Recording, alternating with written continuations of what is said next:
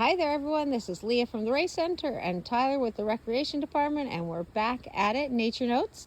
It's been a little while. Make sure if you are seeing these on the Race Center Facebook page or the Rec page, give us a like so we know that you are watching things. And Tyler is here today standing under a really cool snag. Not And directly under. oh, not directly under. Yep, of course, it's just an optical illusion. All right, there you go. Yes, that's right. This time of year, between when the leaves are falling and the snow is falling, here in New England, call it stick season. But this is the time of year when the the veil between the world of the living and the world of the dead is thinnest. So perhaps some of you participated in some Halloween goings on, or if you go to Mexico City and you want to see the Dia de los Muertos parades. So this time of year, that stuff is going on in our human cultures, but also all the time out here in the forest.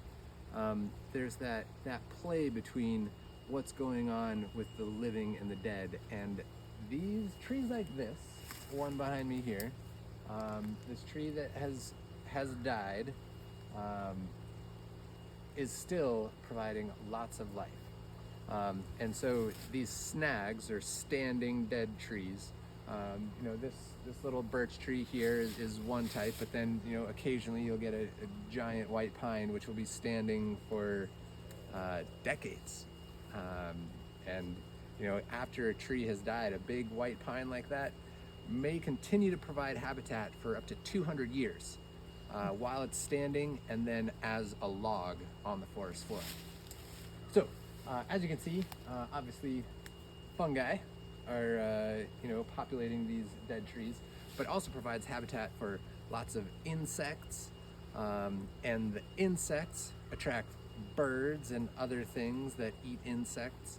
And just very interestingly, Lee and I were just noticing on this tree here, it fell here. It's got this crease in the skin of this birch bark.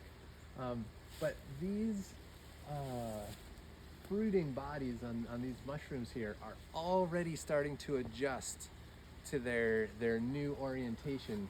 So as you can see, the ones on the bark here all have their spore dropping oriented underneath, and here they've been kind of exposed to the air and they're dropping again.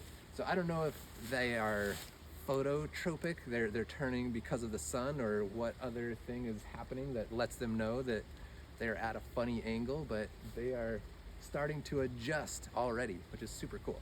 Now some people think that if you have standing dead trees in your property, in your woods, you should cut them down because they do attract those insects and potentially disease, but they are sort of like a vaccine tree because they have those insects in them. They attract birds that eat insects and pests.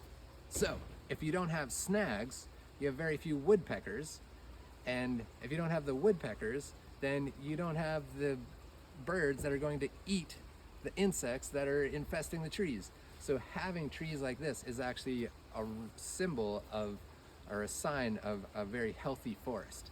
And so these trees are used by primary cavity nesters, which are animals that create those cavities, like pileated woodpeckers and northern flickers.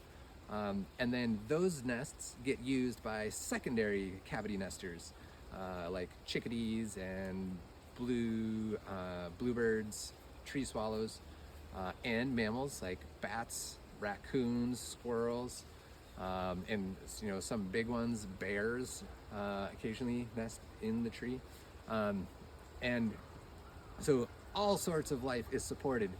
Underneath this bark, there's, as I mentioned, bacteria, fungus, insects, and newts eat those things as well. And then after this snag has been standing for a while, as you can see, that's probably not going to stay there for very long before that is on the forest floor and then becomes nutrients for the trees around. So this time of year is a really cool time to think about that dance between the living and the dead and how it all works together. So until the snow flies, enjoy, see if you can find some snags and some life on the dead trees. Awesome. Thank y'all.